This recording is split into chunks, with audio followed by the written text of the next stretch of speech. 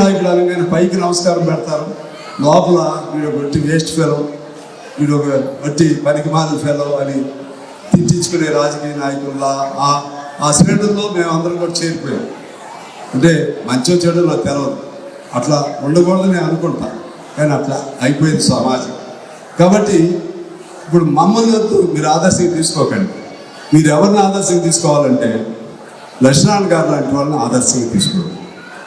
మీరు ఎవరి బోధనలు, ఎవరి టీచింగ్స్, ఎవరు మాటలను మీరు ఆదర్శంగా తీసుకోవాలంటే ఒక అబ్దుల్ కలాం తీసుకోండి, ఒక వివేకానందం తీసుకోండి. ఇటువంటి వాళ్ళు 100కో కోటికో ఒక్కళ్ళే ఉంటారు, 100కో కోటికో ఒక్కరే ఉంటారు.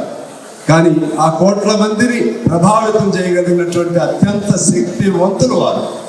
అందరూ వివేకానందులు కాలేరు, అందరూ అబ్దుల్ కలాం కాలేరు. కానీ వాళ్ళు మాట్లాడే మాటలు, వాళ్ళ జీవితం, వాళ్ళ నడవడికను మనం అనుసరించి అలవాటు చేసుకోవడానికి ప్రయత్నం చేస్తే సమాజానికి పనికొచ్చేటువంటి ఉత్తమ పౌరులుగా మన పిల్లల్ని మనం తీర్చిదిద్దవచ్చు అని చెప్పి తెలియజేస్తూ, మీ అందరికీ నేను మనస్ఫూర్తిగా ప్రత్యేకించి పాల్వంచ, కొత్తగూడెం 2 కలిసి వాళ్ళ ఇక్కడ దీన్ని ఏకత్వం పేరుతో మా చైతన్య గొప్ప కాన్సెప్ట్తో ఇవాళ ఈ గ్యాదరింగ్ దీన్ని ఇక్కడ ఏర్పాటు చేయడం జరిగింది. చైతన్యకి అభినందన తెలియజేస్తూ ఈ 2 నిజంగా కలిసిపోతున్నాయి. 2 ఇంతకుముందు ఒక నియోజకవర్గం, ఇప్పుడు ఒక ఊరు కాబోతున్నాయి. కొత్తగూడెం మున్సిపల్ కార్పొరేషన్ అవుతుంది. 2 కూడా జంట నగరాలుగా ఉంటూ ఒకే పేరులో ఒకే పట్టణంలో పాల్వంచ, కొత్తగూడెం ఈ 2 జంట నగరాలు కొనసాగుతున్నాయి. పరిపాలన మాత్రం ఒకే పరిపాలన అవబోతుంది.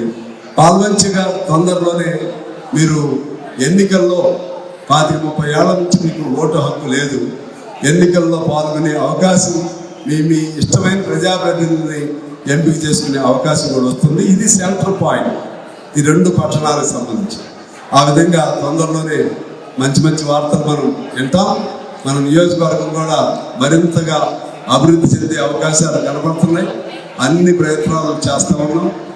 దానికి మీరు ఇచ్చిన అభిమానం, మీరు చూపెట్టిన ప్రేమ, మీ ఆశీస్సులతో నేను ఒక మాట చెప్పి నేను సెలవు తీసుకుంటాను.